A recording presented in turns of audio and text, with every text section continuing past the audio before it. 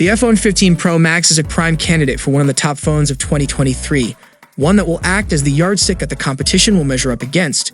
But the Samsung had another high-profile device that made this summer even hotter, the Galaxy Z Fold 5. Which one is shaping up to be the more intriguing phone of 2023? The more traditional iPhone 15 Pro Max that will give us the best hardware and software experience in the Apple camp, or Samsung's foldable catwalk star that scored some very neat improvements and is overall the best foldable Samsung has made so far? Surely comparing these two is like trying to compare apples and oranges. But after all, why shouldn't we? That's exactly what we're going to do in this preliminary preview, which is still based on the iPhone 15 Pro Max's rumored features. First of all, the iPhone 15 Pro Max will have some serious changes in the design department, possibly giving us a titanium frame that will be both lighter and sturdier than the current stainless steel iterations. Additionally, Apple is widely believed to be waging a total war on display bezels. The iPhone 15 Pro Max will likely come with the slimmest bezels among all phones so far, measuring just 1.55mm in width, beating current record holder Xiaomi 13's 1.81mm bezels by a fair margin. The dynamic island punch hole is staying, though. Another major change in terms of design will be the removal of the signature mute switch with an action button similar to the one on the Apple Watch Ultra.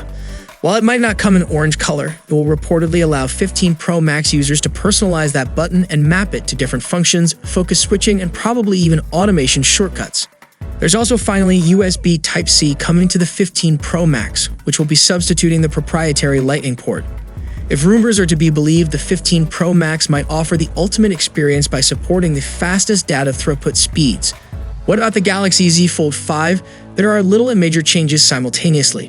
While the fold-in book and general appearance of the Galaxy Fold 5 is the same, Samsung has improved the hinge mechanism in such a way that there's no longer a tiny gap between the left and right panels of the phone when you fold it. With the Z Fold 5, these are now completely flush and parallel to one another, rectifying one of the persistent major issues with the Galaxy Z Fold range. Still, the display crease is still there, but what can you do? Naturally, being a foldable in its folded state, the Z Fold 5 is a larger and thicker device than the upcoming iPhone 15 Pro Max. The phone weighs in at 253 grams, which is lighter than its predecessor, but most certainly more than the 15 Pro Max. With IPX8 water protection, the Fold 5 can survive for up to 30 minutes in 1.5 meters of fresh water. But you'd be better off keeping it away from salt water as well as pools. Talking about the displays of both the devices, Apple isn't actively rumored to be changing the winning formula about the iPhone Pro Max display. This means we are most certainly getting the good old 6.7-inch Super Retina XDR OLED display with HDR support and 120Hz ProMotion that makes everything look oh so smooth and rewarding. One area where we can possibly see some improvement is maximum display brightness, a recurring hardware improvement on most previous phones of the lineup. The Fold 5's displays aren't changed as well. The external dynamic AMOLED 2X screen remains a 6.2-inch one with 48 to 120 Hz smooth refresh rate, and it will most certainly retain its excellent color rendition. The same applies to the larger-than-life internal display, which has a squarish aspect ratio of to 1.618 and spans 7.6 inches across.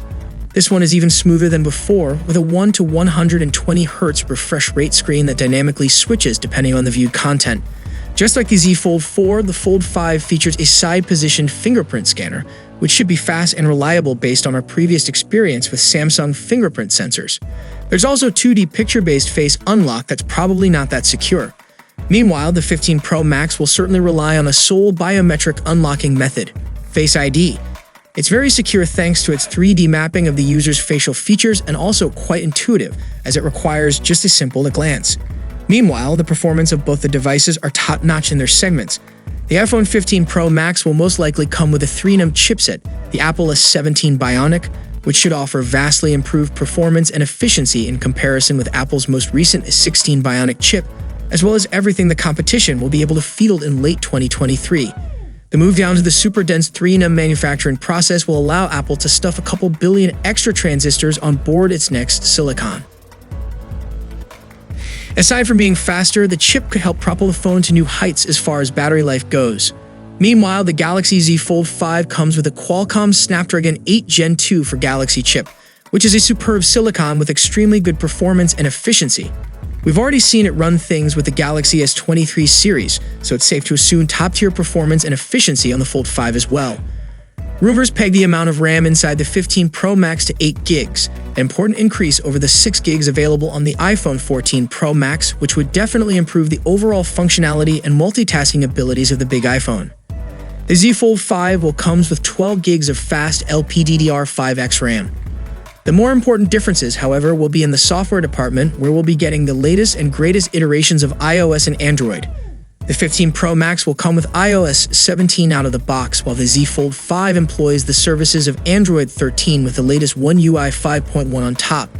Both phones should receive long software support, the 15 Pro Max to at least 2028, while the Fold 5 will be getting 4 major Android software updates and will get security updates till 2028 as well. That said, the Android-powered foldable phone has way more going for it to be a proper productivity tool. Aside from the large internal display, which is perfectly suited for multitasking, Samsung has graced the foldable with its usual trove of software features and functionalities to improve its overall utility. With the Fold 4, we got a desktop-like app dock, and the Galaxy Fold 5 expands on that with a new dock that now shows your most recent apps you've used, allowing even faster switching between those. There's DeX support, which lets you hook the phone to an external display and periphery and use it as a portable mini PC of sorts. You can also get an S Pen and a case to tuck away the stylus for that extra productivity boost. Now, this is the moment we'll have been waiting for. The iPhone 15 Pro Max will be most likely scoring a larger new 48 megapixel sensor for its main camera, which should further improve the overall imaging prowess of Apple's next big thing. However, the theme of the 15 Pro Max will undoubtedly be its brand new periscope lens, which is expected to be in the 5 to 6 optical zoom range and deliver even longer hybrid zoom. Not many changes are expected for the ultra-wide and front-facing cameras. Apple's next best iPhone will likely retain the rest of the cameras found on the 14 Pro Max. At the same time, the Galaxy Fold 5 doesn't bring anything new and exciting to the table, especially in terms of hardware. The camera setup is mostly similar to what we saw with the Galaxy Fold 4. That's mostly okay, as it's still a very capable setup that.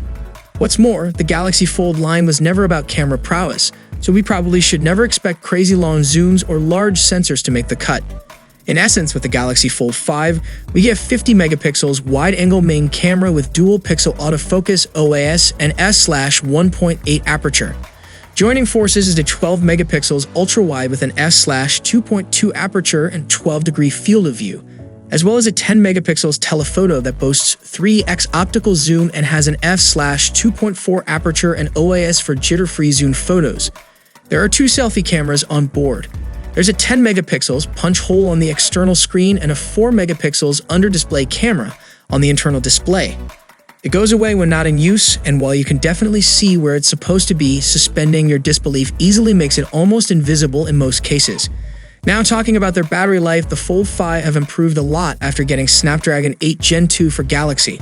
In any case, we'd expect at least a full day of moderate to heavy usage while mostly using the Z Fold 5's inner screen, or even more if you only use the external one. But then why buy a foldable in the first place? While the 15 Pro Max is still a mystery, but the latest is 17 Bionic will surely not let us down in terms of battery life, so albeit quite different from one another. Both the iPhone 15 Pro Max and the Galaxy Z Fold 5 will probably be vying for consumers' attention, provided that you're on the market for a super premium phone this fall. Apple is highly rumored to be raising prices by $100 across the board. Then again, it has been rumored to be raising prices for the past few years without doing so. Meanwhile, the Galaxy Z Fold 5 remains one of the most expensive Samsung devices on sale, but the price hasn't surged up. Despite the polar opposite ecosystems, these two phones definitely can be considered by just about anyone. The iPhone 15 Pro Max will be the traditional candybar offering that Apple will put all of its faith into with revised design and improved hardware. Meanwhile, riding the wave of innovation and novelty, the Galaxy Z Fold 5 is definitely the more interesting device. Provided that you're willing to switch things up, however, there will hardly be more exciting phones available this fall. So what are your thoughts on both the devices? Which one do you think can handle most of the task without any issue?